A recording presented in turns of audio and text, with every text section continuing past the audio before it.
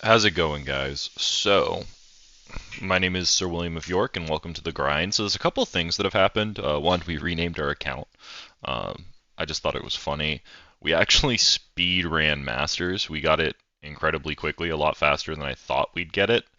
However, we actually demoted. So, what happened was, and this is actually something I want to avoid in the future, is I got Masters and I just kind of kept spamming games. I was going to start reviewing when it got a little harder.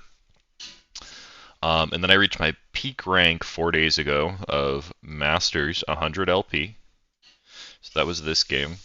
And then I played a game, and I got a little unlucky. Played a game, got a little unlucky, right? Arguably, I'm trying to think. Arguably, I should have been able to carry both of these, thinking back. Played another game, team just kind of imploded.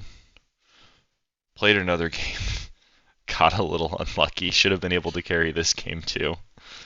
And then I just tilt queued and I lost 1, 2, 3, 4, 5, 6, 7, 8, 9. I lost 9 games in a row, demoted to Diamond 1, and got really pissed off, right? So we re-promoted back up to Masters. We are currently Masters 77 LP. So what I want to do is we're going back to the 3 block process, and I want to review my last couple of games. So that's what we're going to do today. Something here. Oops. So we're going to be trying to basically take a look at my POV. So I record every game with this thing called Metal. And what I want to kind of take a look at, because I think it's probably my biggest weakness right now, is my early laning phase. I think I used to have pretty good laning, and that was something that differentiated me among Kassadin players, and I had deficiencies later in the game. Now, after coming back to the game, my laning phase is kind of shit. I think the only reason that I'm able to get Masters right now is because this season is laning hasn't been as important because you can do things like rush symbiotic souls and they have home guards back in the game, and that's kind of masked some of my deficiencies. But we're going to take a look at my POV.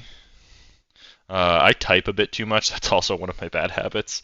I don't necessarily flame. I just type weird stuff in chat because I think it's funny. But we're going to take a look at my POV. Let me know if you guys prefer this. May go Psycho Casting in this game. We're all squishy. I was trying Electrocute in this matchup. I've been taking First Strike. I'm experimenting a little bit with runes. I think taking First Strike every single game is completely fine in most situations. I just am trying out a couple of other things, see how they feel. I went a greedy setup. Probably it's better to go Resolve secondary if I'm going if I'm going Electrocute here. And we ended up winning this game, so let's take a look at what's going on. So this is why we've been trying out Electrocute. So basically what happens, this Echo lands a Q on us.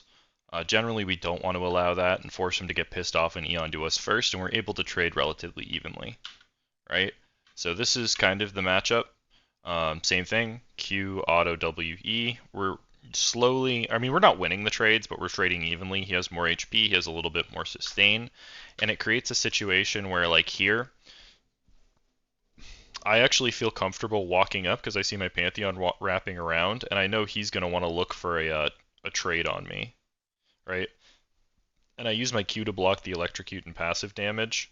Pantheon has his own setup, so he just he flash WQ autos, and the Echo's as good as dead, right? So because we're able to trade evenly, get him low, our jungle felt comfortable coming mid. Now what I do immediately after is I'm like, okay, I'm scared of Kha'Zix coming mid to kill me because I've had that happen so many times. I base.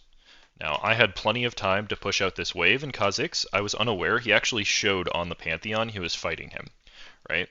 So I 100% should have not used my E here, saved my abilities to push out this wave, right? And the reason for that is because immediately after this, first of all, I have an awkward base. I buy terrible items. I should have gone Amp Tome Sapphire Crystal if I'm basing on that gold. I would have had more gold to either get a Blasting Wand or, Tear in an Amp Tome. That would have been a little bit better. But now the wave's pushing out. I'm a Kassadin 3-6. They have a Bard and a Kha'Zix, right? So Echo can basically just perma-freeze on me if he wants to. And I can't walk up for CS, I can only get EXP, right? And that's exactly what happens. Bard comes mid and chunks me, right? Echo throws the lane right back to me by deciding to push it, but that was the moment where I kind of lost control of the lane. I should have taken the opportunity to push out the wave. Okay, so right now we're playing Kassadin against Azir, right? And this is a pretty interesting matchup. The way it worked versus Azir is you generally will win the short trades. Azir will win the longer trades, right? So the shorter the trade is, the better. Azir has a couple of tools to kind of extend the trades. I wonder. So there's some Kassadins who take Phase Rush. I think it could be worth it to try Phase Rush in this matchup because you could probably ult onto him, WEQ, and then just run away. The problem with ulting onto Azir and getting in melee range is he can always just shuffle you. Generally, you don't want to get into melee range on Azir unless he's killable. But anyway, what happens is I walk down mid lane and face check their entire team, right? And I burn flash level 1. Arguably an end of review mistake. We're going to keep watching because I think I make some more mistakes in this game. We do end up winning the game because Zilean, Shen, and Kassadin is a really strong combination of champions. Kassadin loves people who can keep him alive. So this is a little bit of a mistake that I make sometimes. I think I'm not always... I need to just like accept lost CS, right? So this... I can get that one with my W, but once I get that one, that minion is going to take too much damage from minions at this point, so there's no way for me to really get it. You can see as soon as the tower shot hits, it's already dead, and I walk up and take 2 autos and free harass for that. That's something that happens to me pretty routinely. I think I need to be a little bit more aware of the CS that I can and cannot get. Okay. Good example of that. I'm pretty sure I CS this in like the worst way possible. So this is wave under tower. I get that one. Okay, I get that one. I missed that one that's going to die to a tower shot. So I think that one would have died to my auto. So what I should do here, especially if I'm taking harass, is I actually auto W that. I kind of press W a little bit too soon. And then I walk up.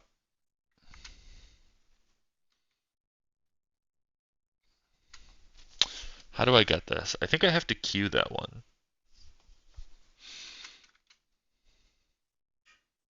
No. Yeah.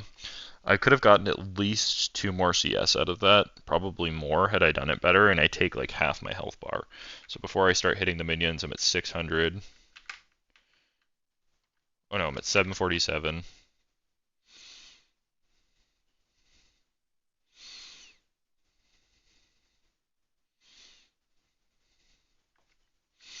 Then I'm at 300 by the end of it. I do have 2 potions, but I basically traded half my health bar for like no gold.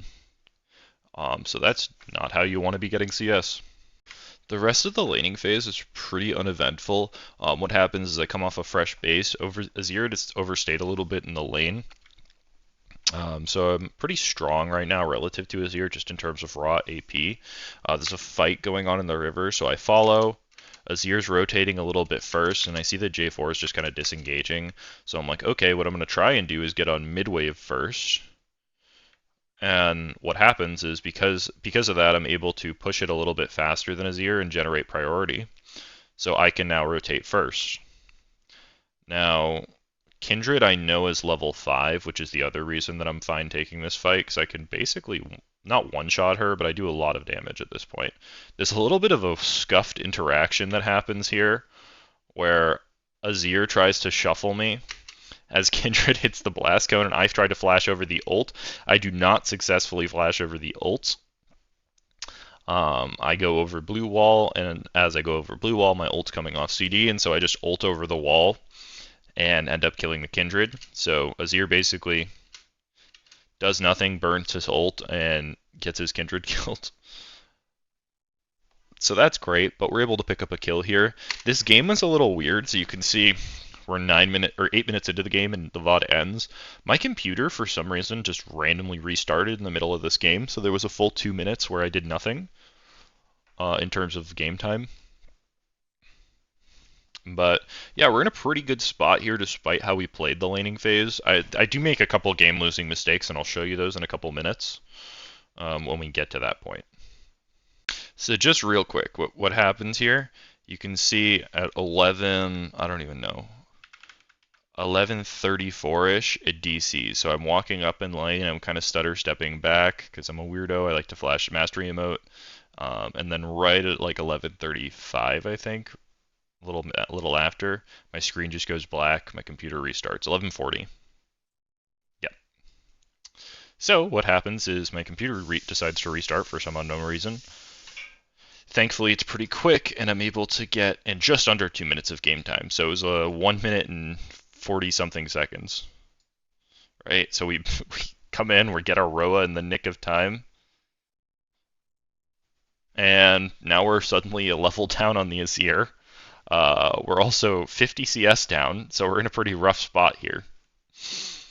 But we are able to claw our way back into this in the late game. But there's a couple end of review points before that, so I'll show you what happens. So after we come back in, right, we decide we're going to go bot. I clear out some vision and take some damage for it. What happened this game is the Jhin is really fed, and this Anivia is very annoying. So you can see he just walks up and makes it annoying to last hit. Zillion does come bot. I kind of don't. I kind of want to just get solo XP because I'm so behind. So I ping him back, tell him I can survive, and then this happens. So I walk up too far in the wave. Anivia is a lot faster than I think. I should have flashed right there, and I probably would have been fine. And that Jhin one-shots me. So that's 100% an end of review mistake. I immediately type.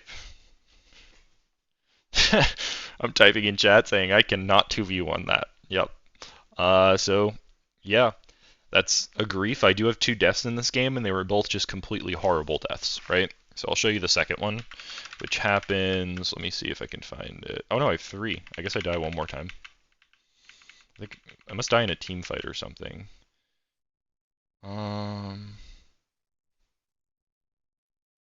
Yeah. I get 16. I'm playing too aggressive there. And then this. Oh no, it's a different game where I have the death. There's another game where I'm about right here. I think I'm level 12, and I think I have Arcane Comet. That's why. I decided to just all in the Azir, and instead of playing the all in slow and basically baiting out his ultimate, then running away, I just continue to all in him, and Azir wins extended fights, so he just kills me basically. He lives on 1 HP. So yeah, that's generally not how you want to fight Azir, just getting on his face unless you have the ability to one-shot him and you're super far ahead of him.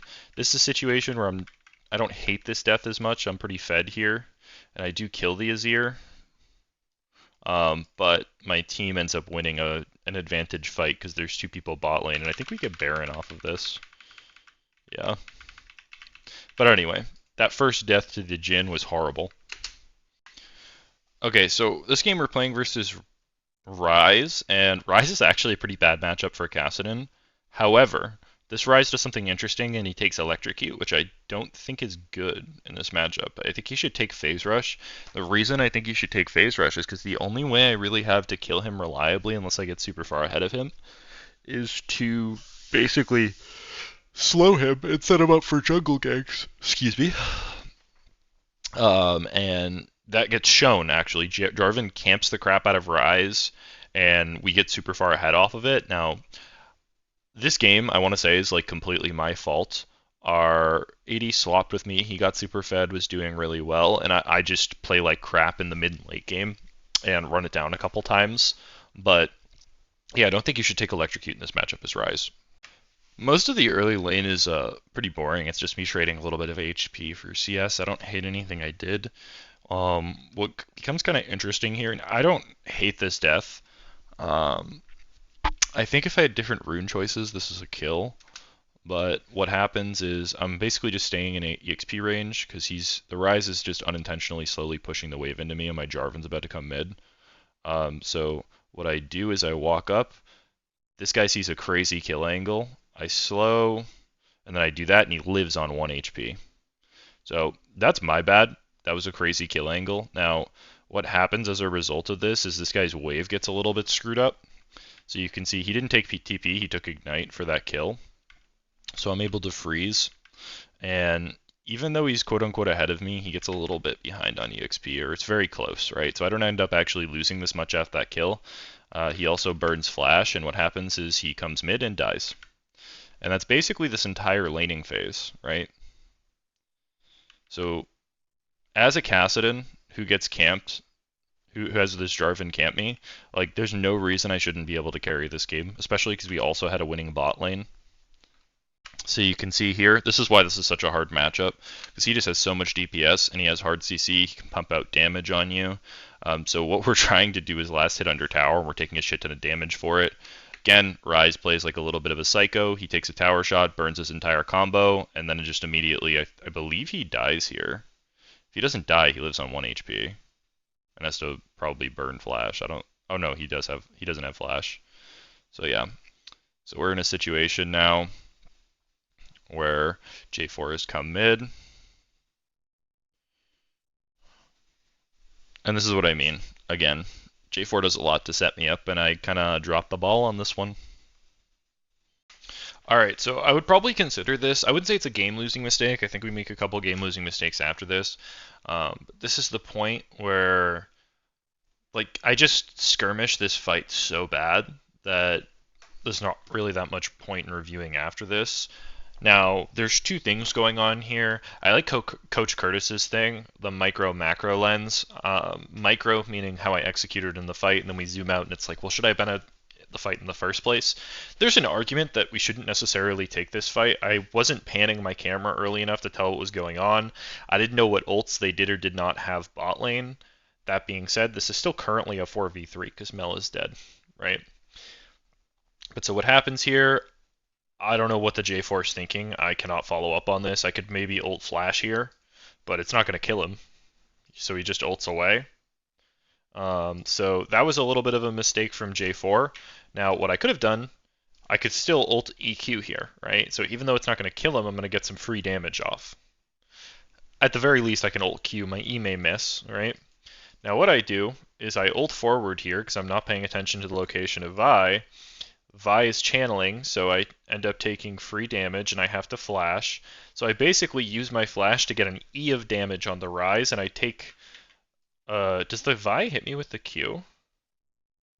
No, she just does Vi things. Why? Okay. One thing to consider here that I didn't... Why am I trading autos with the Vi? So first off, I don't know what his Q cooldown is, but his flag is right there. So there's an argument for me just continually kiting back. I think what I should do at this point, given everything that's happened, is I should just ult down over the wall here.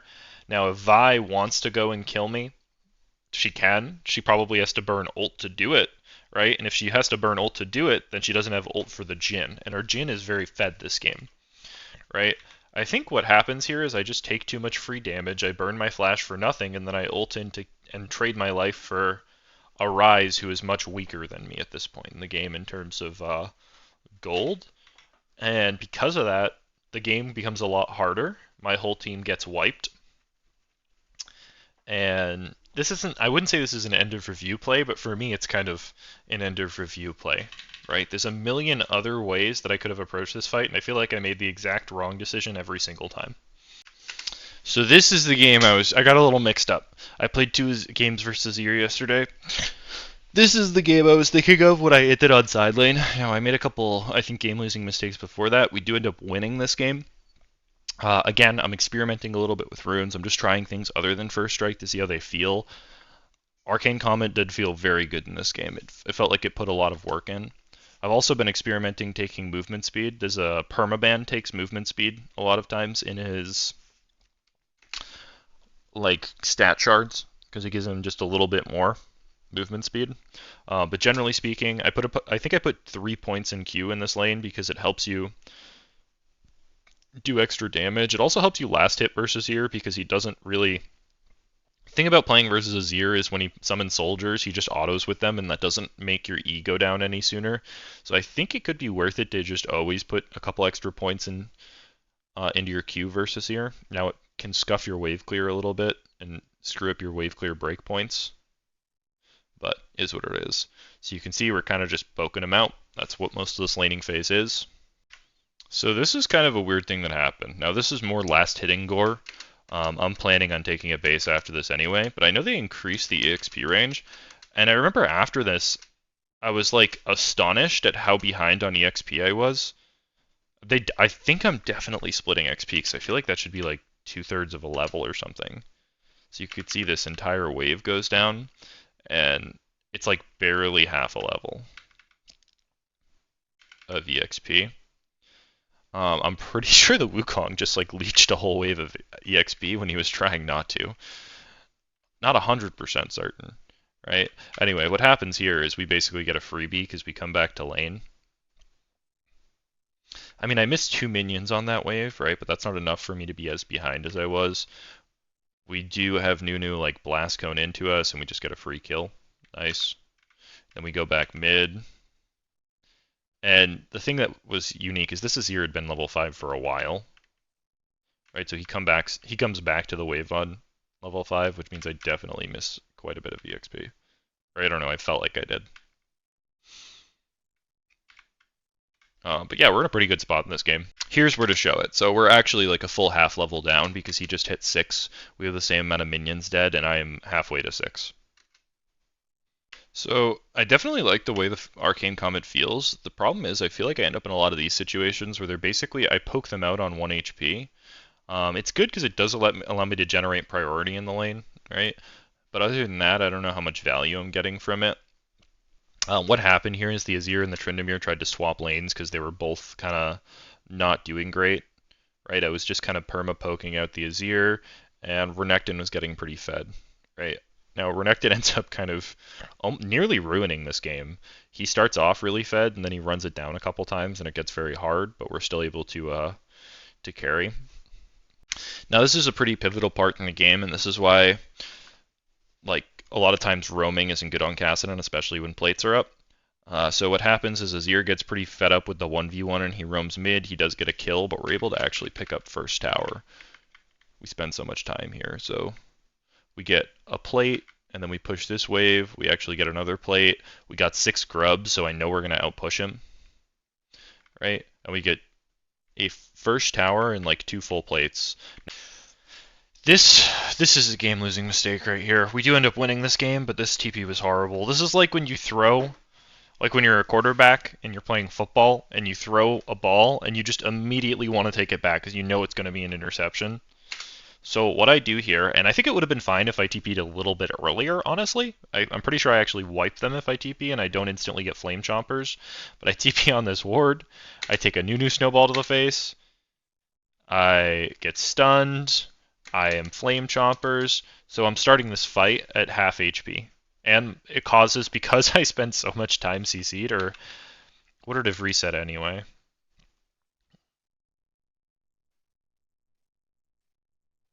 Yeah, no, because I spend so much time CC'd, my ult resets. Right, if I had ult here, I could just kill both of them. Honestly, I have enough damage to go on the Jinx and killer. And then for some reason, instead of just running away like a normal person, I think it's smart to go walk up to the fully stacked lethal tempo Jinx and int to her with no cooldowns. I don't know what was going through my head at this point, but this is just like such a horrible decision, right? There are so many decisions I could have made that could have been better than this. I could have TP'd on this ward sooner. That would have been much better, right? So then they're face checking me with a fully stacked R. I could have TP'd to the tower, also would have been better. The MF probably would have died, but I wouldn't have... Like, a big reason that this play doesn't work is because I'm CC'd for so long my ult resets, and I take half my HP bar before I can cast a single ability, right? If... In an alternative universe, imagine if I TP immediately after I clear that wave instead of walking back, right? Obviously, I was scared of the Tryndamere, But suddenly, they're in a situation now where they're face checking Kassadin with fully stacked ult on no HP. So yeah, the absolutely terrible game-losing play for me. Now, just real quick, last game I'm not going to review because there's just like not too much value in it, honestly. Um, I don't do anything this entire game. Neither does the Akshan. We both end the game 0-0-0. He's 10 CS per minute, I'm 9 CS per minute. All we do is last hit minions mid lane. My entire team shit stomps them, right? And they FF at 15 because the Samara sold all of their items, or sold all of her items and bought sapphire crystals. So, yeah, not much to learn here, not much to see here. Just a passenger who got carried and got some free LP.